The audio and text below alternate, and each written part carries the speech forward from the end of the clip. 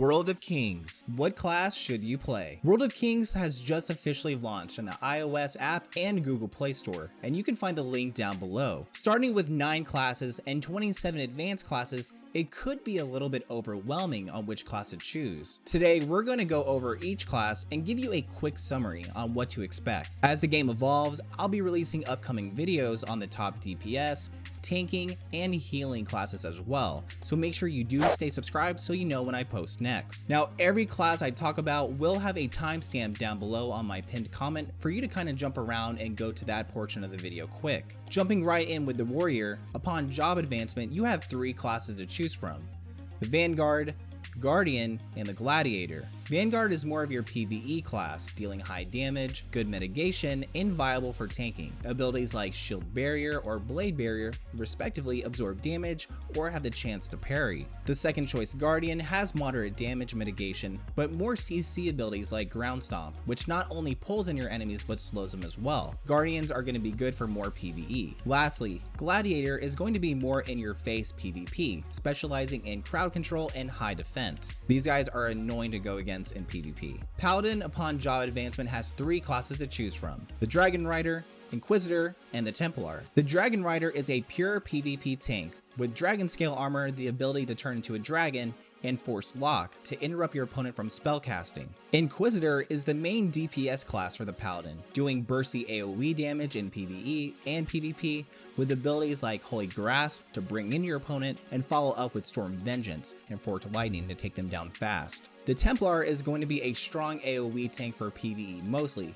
It can still PvP, but they have a lot of spells to mitigate damage for allies and buff them as well. Now, upon job advancement for the fighter, you have 3 classes to choose from as well: the Berserker, Weapon Master, and Archon. Berserker is the most played melee class from the CN servers, as I know. Berserkers are capable of a lot of AoE stuns and CC abilities. They're super dangerous in PvP, but can still decently PvE as well, with skills like Thunder Roar or Avalanche causing crazy damage. The Weapon Master does some decent AoE and burst damage, the most notable skills like Blade Storm or Dance of Death, mostly geared for PvE but can still do work in PvP. The Archon is more of your supporter class, being able to heal, resurrect allies, and give buffs like Battlecry, which increase your allies' maximum health. The Mage upon job advancement can be a Battle Mage, Arcane Scholar, and Crystal Shaper. Now, the Battle Mage has low damage but crazy AoE, CC, and tanking abilities, making it surprisingly one of the best PvP tanks in the game. You have skills like Wizard Armor, increasing your armor by 100%, gaining 100% of your critical rating as parry rating, and other block chance resistant buffs. Now, Arcane Scholar has moderate DPS, but the DPS buffs it carries is crazy. One of the most notable is Time Ward, which, if you're familiar with Bloodlust from WoW, increases the spellcasting of allies by 50%, movement by 35%, while adversely decreasing your enemy's casting speed by 100% and their speed by 50% as well. Crystal Shaper is going to be your standard high DPS PvE class. They can still do some work in PvP, but mostly I saw these guys in more PvE settings. The Dark Sage can be a Vampire, Necromancer, and Chaos Warlock. The Vampire has low DPS, but is more of a healer class focused on PvE, with skills like Raise the Dead to resurrect teammates and other healing abilities it has.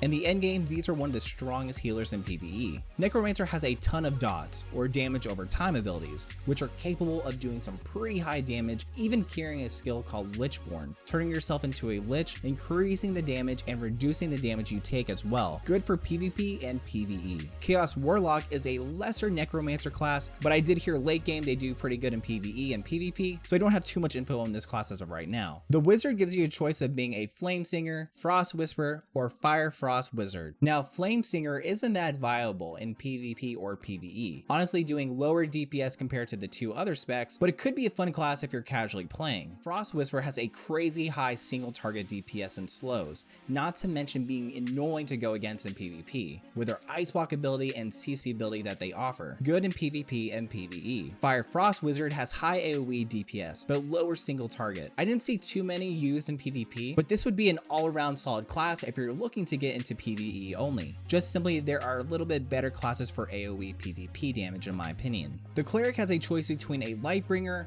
Saint, and Exarch. Now, the Lightbringer isn't too notable, honestly, but carries moderate heals and small DPS. Honestly, this class is not too viable and is only good for solo players. However, the Saint brings amazing heals and really shines in PvE, providing sustainability in fights. It even has a skill called Guardian Angel, to where if the Saint dies for 20 seconds, the player will actually stay alive, turning into an angel and do additional healing. The Exarch has a ton of buffs and heals, and this is going to be your PvP focused healer that is also still viable for PvE. The Archer can be a Bard, Marksman, or Demon Hunter. Now, the Demon Hunter does crazy high DPS, and instead of a bow, uses grenades and other interesting skills to do damage. Not only single target, but AoE damage as well. They are both viable for PvE and PvP. The Marksman isn't a widely used class and is mostly just for PvE, with nothing that stands out too much, almost like an archer with a couple additional abilities. The Bard does high AoE damage, heals, and has a lot of mobility, getting you out of tough situations. They are super viable for PvE and PvP. The Rogue can be a Shadow Dancer, Spellblade, or Blade Master. The Shadow Dancer is a super stealthy PvP class, but is mostly squishy and can die easy if caught. The Spellblade is a kind of weird take on the Rogue, dependent on ranged attacks. They are decent for both PvE and PvP, and is a different take if you're looking to try something way different.